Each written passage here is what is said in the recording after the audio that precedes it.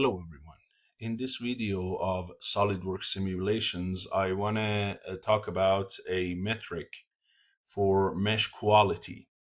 So here I have a simple I-beam and I put fixed geometry on the backside on one end, and I put a local load on the front part of it. Here is the surface is made using a split line, and of course I can get all the stress and strain and everything, but when you create a mesh, one of the metrics that you have, whether the mesh is generated mesh is good or not, you can right click here in the mesh quality and say, hey, create a mesh quality plot for me.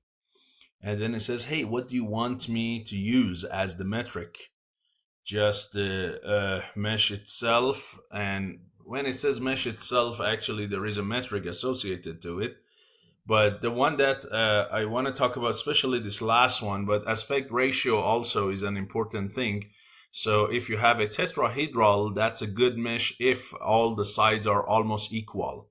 Okay, if you have some tetrahedral, or in 2D a triangle that is very pointed, so between the width and height, one of them is much bigger than the other one, right? The aspect ratio is very large. That's not a good element. So you want to have elements that are almost like equilateral, right? Not something very tall and narrow. That's not a good element. It creates inaccuracies and problems for convergence of the algorithm.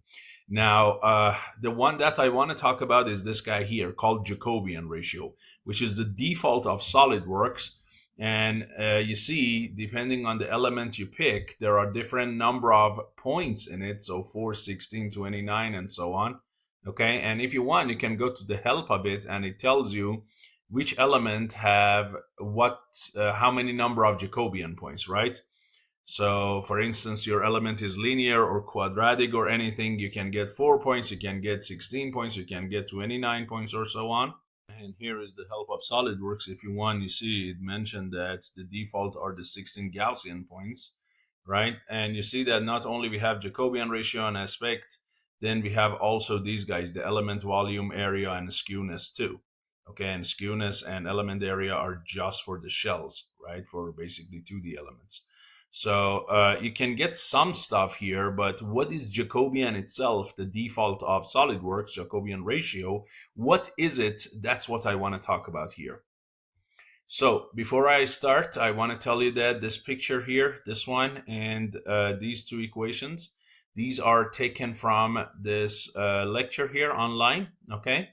So the credit for this portion of it goes to that source, and the rest of it is mine, but that portion, I found they have very good pictures about this topic, so I borrowed from them. Okay, so what is Jacobian? We all know the definition of Jacobian, right?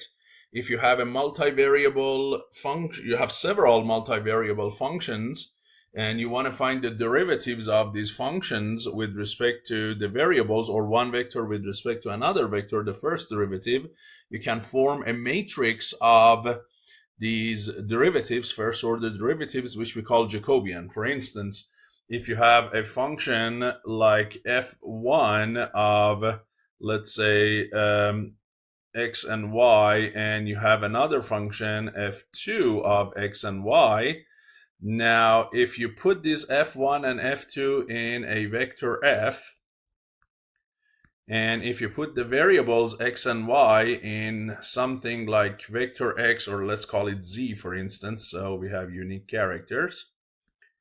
So now the derivatives of the elements of f with respect to the elements of z, Jacobian is, you're going to show it like this.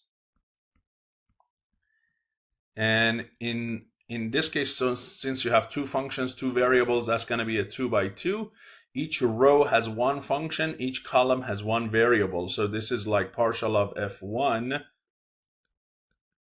first with respect to x, then with respect to y, and then f2, first with respect to x, and then with respect to y. Okay, so that's the Jacobian, which is used to transfer some entities from the XY frame to F frames or F coordinates and so on. But exactly what I mean by that, I'll tell you in the terms of finite element.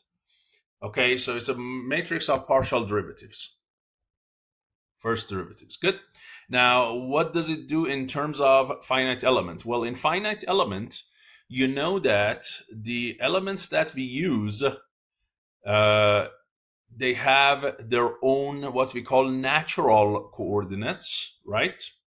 They have their own natural coordinates, and in these natural coordinates, the element looks very perfect. Like, for instance, if I use a square, the square is going to be exactly the origin of that square. It's exactly at 0, 0, and then you have 4 nodes around it, correct?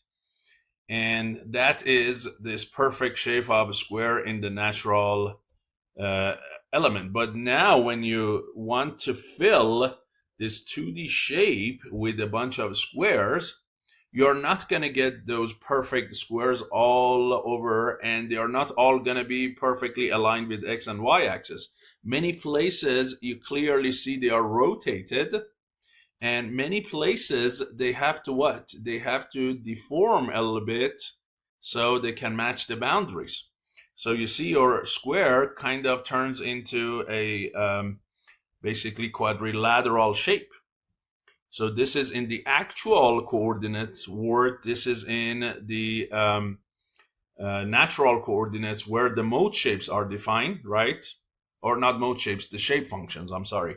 The shape functions are defined, these S functions. Okay, these shape functions which we can use to create the approximate solution over an element, right? So if you look, for instance, if you use the displacement of node in any direction, the displacement over an element can be written as a combination of what? The displacement at the nodes times the shape functions, correct? And these shape functions, if you look at them, they are easily described in terms of the natural coordinates. Yeah? Correct? But the thing is, these displacements typically and their derivatives, which are like strains, if u is a displacement and x is, for instance, the coordinate, partial of u with respect to x is the normal strain, epsilon x, correct? So basically, you see here that I need to go from the XY frame to the natural frame, or sometimes backwards. And to do that, I need to use the Jacobian. And you might say, well, how? So for instance, here, if I want to take the derivative of this u with respect to x, clearly because these are displacements at the nodes, these are single numbers. So here, if I take the derivative of this ue with respect to x, which is epsilon xx, in this case, this is going to be the summation of j goes from 1 to this nen, right?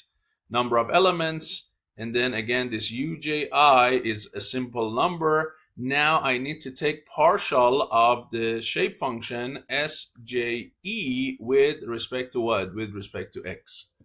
You see, so clearly here I have to take derivative of the shape function with respect to x.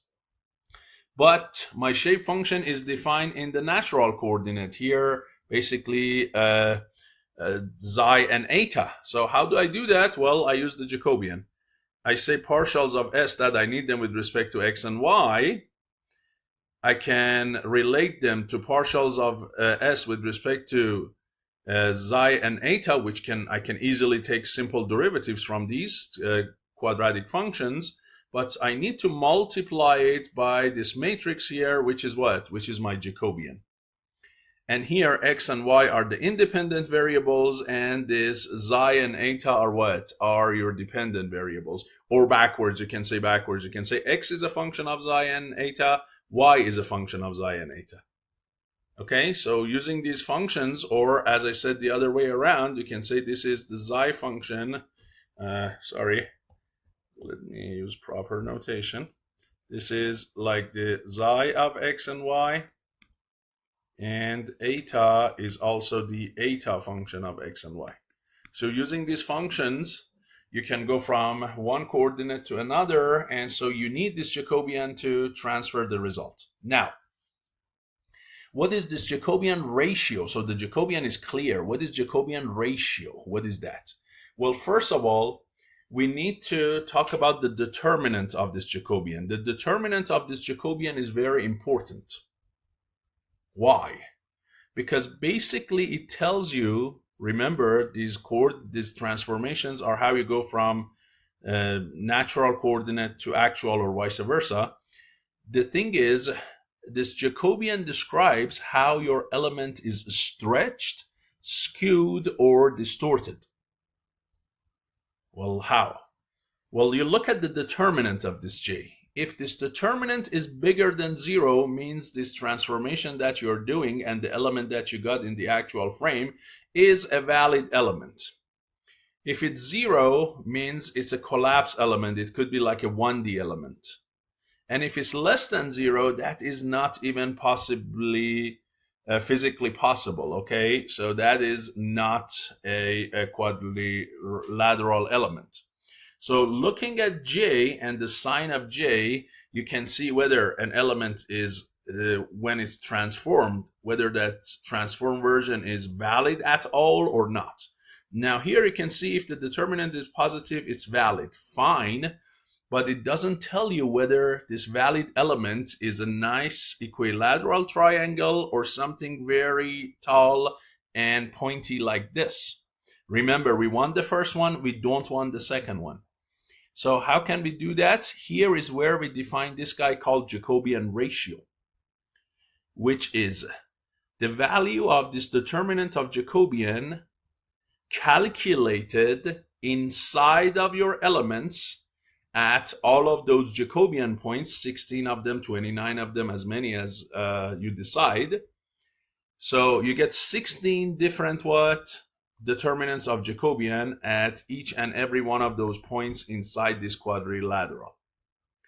Then you divide the maximum of them by the minimum of them. That gives you a ratio. And this ratio is the base of decision. Now, how would you use it to interpret it? This table can tell you.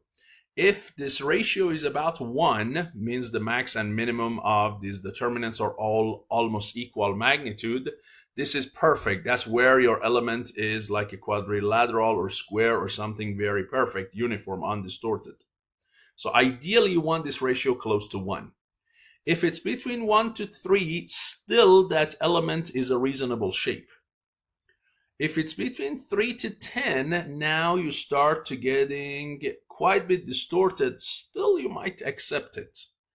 But clearly, if it's bigger than 10, that's not a good mesh. These are those elements with very bad distortions and bad aspect ratios. And if ever you get a negative one, that means that element should be completely discarded and you have to remesh it. So when SolidWorks or any FEA software meshes your part, it has to calculate some metrics and make sure these elements that are generated are valid and they are good. And you can check it yourself too. So here you say, hey, I want Jacobian, I want 16 points, you okay that. And now look, you get this plot. Now let's take a look at this plot. What do you see here? You see that almost the entire I-beam is about dark blue, which is Jacobian ratio 1. And 1 means what? Yes, it means the mesh is very good, almost perfect. So you're doing great all over the body, except look inside the hole. If you look inside the hole, now you're getting something like what? 1.25, 1.26, 1.3, something like that. Is 1.3 a good number? Yes. Remember, even between 1 to 3, you are still having a very good quality. Okay? Still, it's a good quality. So this is good. But if you modify that region and apply a smaller mesh and a local mesh control, ideally, you should get those numbers to even get closer to 1. Yes? So here, for instance, I go to my mesh control and you see I have a control already but you see, and it's actually very fine. But if I go back and say, hey, don't make it very fine around the hole, make it just regular mesh, right? And I come back here to mesh, and for create mesh, I make it a rough mesh like that. Okay, so I'm using a rough mesh all over and not super fine around the hole where there is a stress concentration, right? Now, if I go and look at this, now you start to get a little bit more distortions. Now look at here, what values do you see here? Now your number is about 3.9. And even in these areas, you're looking at 2 or something. Remember last time the maximum was 1.2, 1.3. Now you're looking at 3 and 4. And 3 and 4 falls in this region that the distortion is too much. So pay attention that this metric, this mesh metric, goodness of the mesh, quality of the mesh, Jacobian ratio, can tell you where you might need to remesh, modify the mesh, or apply a mesh control. So hopefully you learn a little bit about the theory behind it, what is this Jacobian ratio, and how to properly use it in SolidWorks. Thank you, and I'll see you in the next video.